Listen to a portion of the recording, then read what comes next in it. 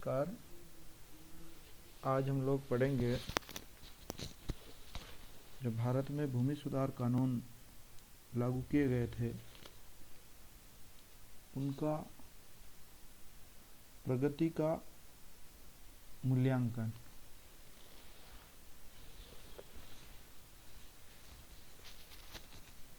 सबसे पहला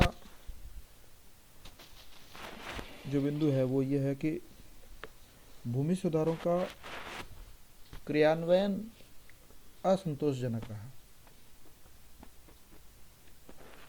भारत में योजना काल में भूमि सुधार संबंधी कानूनों की बाढ़ सी आ गई थी, जैसे मध्यस्थ वर्ग की समाप्ति करना, काश्तकारों की बेदखली से रक्षा करना, लगान का नियमन करना, भूमि को जोतने वाले को ही भूमि का मालिक बनाना, सीमा निर्धारण करने संबंधी कानून बनाना, सहकारी खेती, चकबंदी एवं भूदान आदि के संबंध में विभिन्न राज्यों में अधिनियम पास किए गए थे। भारत में भूमि सुधारों के संबंध में विभिन्न राज्यों में काफ़ी असमानता भी रही। राज्यों ने क्रियान्वयन में पर्याप्त तत्परता व गंभीरता नहीं दिखाई, बल्कि अनावश्यक देरी व ढील-ढाल का रवैया अपनाया, जिससे कि प्राप्त परिणाम निराशाजनक रहे। भूमि सुधार संबंधी कानूनों को कहाँ तक लागू किया गया, इस बात का अंदाज़ा इससे लगाया जा सकता है कि काश्तकारों की बेदखली कहाँ तक रक्षा हुई है, लगान कितने कम हुए हैं तथा किसान भूमि के वास्तविक मालिक कितने बन पाए हैं, सीमा निर्धारण में कितनी अतिरिक्त भूमि उनको मिली है, भूमिहीनों में कितनी भूमि वितरित की गई है तथा कितने बच्चे सहकारी खेत कितने सही तरीके से सहकारी खेत चल रहे हैं। इन सब चीज़ों की अगर प्रगति देखी जाए तो वो संतोषजनक नहीं रही है। देश में कानून तो बहुत बनाए गए, लेकिन उनका अमल जो है वो सही तरीके से नहीं हो पाया। भारत में भूमि सुधार के कार्यक्रमों में ग्रामीण क्षेत्रों में सामाजिक अन्याय को मिटाने एवं भूमि को जोतने वाले की सुरक्षा के लिए बहुत कुछ किया जाना शेष रह गया। लेकिन अन्य क्षेत्रों जैसे कि सहकारी कृषि, सीमा निर्धारण में अतिरिक्त भूमि को प्राप्त करना, उस पर भूमिहीन मजदूरों को बसाना व काश्तकारों को भू स्वामित्व के अधिकार प्रदान करने की दिशा में भी कोई पर्याप्त या संतोषजनक वृद्धि नहीं हुई। प्रगति हुई लेकिन संतोषजनक प्रगति नहीं हुई।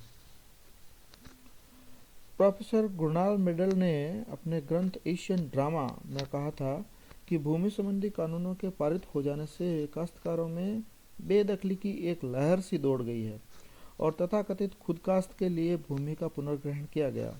खुदकाश्त की भूमि पर प्रायः बटाईदार व खेतीहर श्रमिक कार्य करते हैं। सीमा निर्धारण से बचने के लिए अनियमित व अवैधानिक अंतरण भी किए गए और अतिरिक्त भूमि नगण्य ही मिल पाई। ऐसी स्थिति में होने वाले भूमि का असली जोतने वाला व्यक्ति आज भी अपने आप को असहाय, निर्धन व शोषित महसूस करता है। भारतीय भूमि सुधारों की विशेषज्ञ स्वर्गीय डैनियल थॉर्नर का भी यही कहना था कि भूमि सुधार अपने केंद्रीय व उद्घोषित उद्देश्यों में सफल नहीं हुए हैं। जो दूसरा मुख्य पॉइंट है वो है जाली सहकारी कृषि समितियां। सहकारी कृषि समितियां बड़े भूस्वामियों द्वारा बनाई गई, जिनके माध्यम से विभिन्न सहकारी सुविधाओं व साधनों का अनुचित लाभ उठाया गया। ऐसी सहकारी कृषि समितियां नगण्य हैं जो अनार्थिक जोतों के स्वामित्वों अथवा भूमिहीन मजदूरों के द्वारा उन्हीं के लाभ के लिए बनाई गई हो। इसमें सहकारी संगठन भी अनावश्यक रूप से बदनाम हो गया, जो कि अनुकूल राजनीतिक वातावरण में ज़्यादा अच्छे परिणाम दे सकता था। तीसरा पॉइंट है काश्तकारों व बटाईदारों की शोचनीय दशा। काश्तकारों की भूतकाल में बेदखली की गई है और भूमि स्वामी काश्तकारी कानूनों को विफल करने के लिए एक प्लॉट से दूसरे प्लॉट पर काश्तकारों को बदलते रहे। दीर्घकाल से जारी रहने वाले काश्तकार भी अपने आप को आरक्षित महसूस करते रहे। इस प्रकार काफ़ी संख्या में कृषकों को लीज की भूमि पर अपना हक नहीं मिला। वे ऊंचे लगान भरते रहे और अपनी स्थिति के बारे में कभी निश्चित नहीं हो पाए। उनके पास गुजारे के लिए कम धनराशि रही और निवेश के लिए तो और भी कम रही। जब तक भूस्वामी स्वीकृति न दे ग्राम सेवक काश्तकार किसान के लिए उत्पादन योजना बनाने में हिचकिचाते रहे, अतः उन साख की सुविधा नहीं मिल पाई।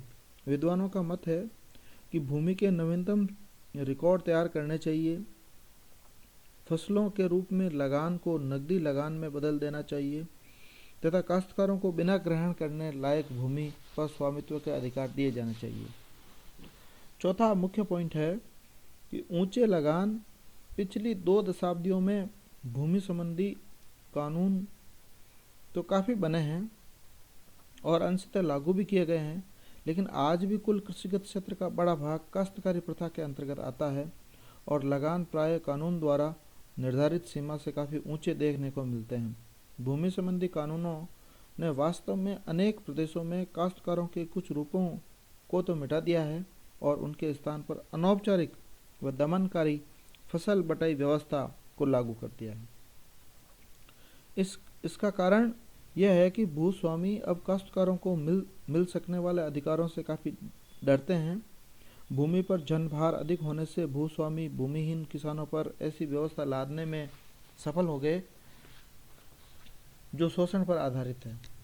ग्रामीण क्षेत्रों में प्रचलित समाज व्यवस्था और राजनीतिक शक्तियों के कारण काश्तकारों के लिए उन अधिकारों को प्राप्त कर लेना कठिन होता है जो उन्हें कानून की ओर से मिले हुए होते हैं। फसल बटाई के आधार पर काम करने वाले काश्तकारों को स्थायी खेती और श्रमिकों में शामिल मान लिया गया है।